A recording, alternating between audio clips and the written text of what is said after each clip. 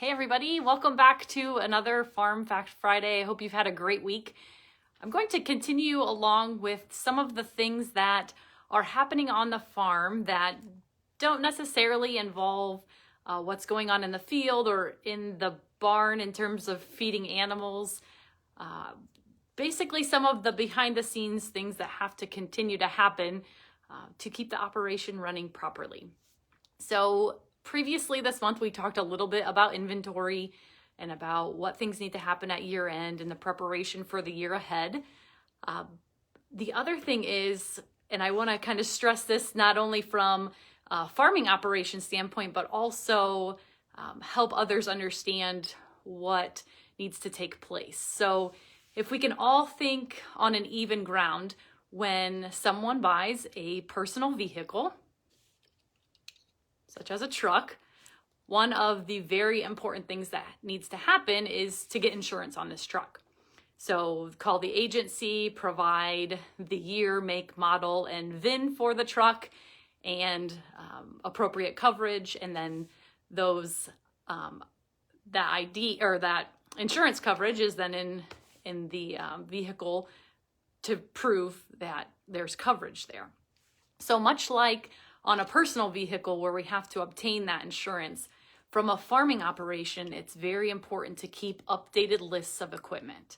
Now, from experience, I can tell you that there are times at review prior to renewal that we'll look through lists and things that have been sold are still on that list, or things that have been purchased have not been added to that list. So much like a personal vehicle, whenever a new piece of equipment is acquired or one is sold and not replaced, that information is very important and should be communicated at the time of purchase or sale. So let's take, for instance, that you're on a farm that has animals and it requires use of equipment to help clean out the pens. And rather than using a pitchfork and lots of manual labor, you want to get it done fast and quick because there's other things that need tending to.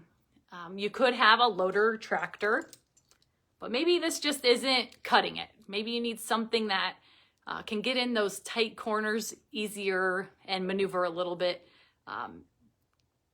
easier around the barn. So you buy a bobcat.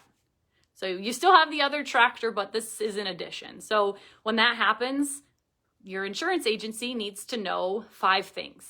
They need to know year, make, model. So those 3 things sound very familiar, just like personal vehicles.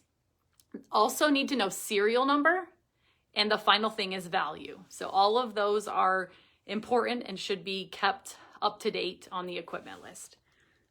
Okay, so let's do another example. Let's say that your farm is big into row crop and you thankfully were able to gain more acres and you need another tractor to be able to pull the implement. So you go to the implement dealer and you purchase a new tractor, which is much bigger than anything else you have on the farm. You're not getting rid of anything, but you've added this. So again, when this purchase happens, you need to make sure that on the insurance side, the year, make, model, serial number, and value are all on file.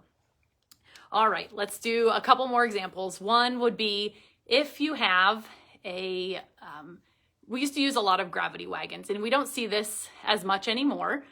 So say someone had their gravity wagon for sale because now they use semi-trucks and the trailers to haul their grain.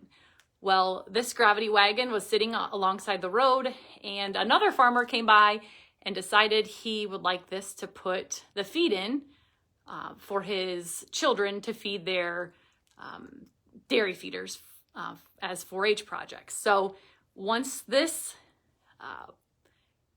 gravity wagon is sold, that would need updated on the equipment list. So one final thing would be the addition of a planter. Now, some planters are individual, have individual boxes on each row, and those boxes need to be filled with seed in order for the beans or whatever's being planted to go into the field. Well, this is an example of one that has a central fill, and the seed all comes from the middle, and the collapsible, it collapses down so that when it's going down the road, it's much more narrow.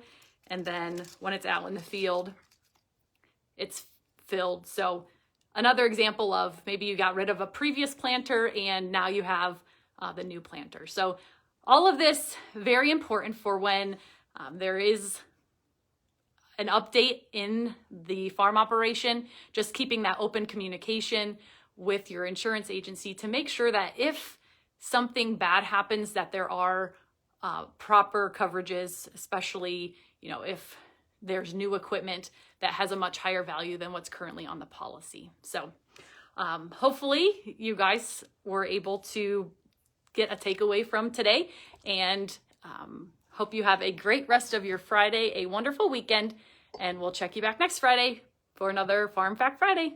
Take care.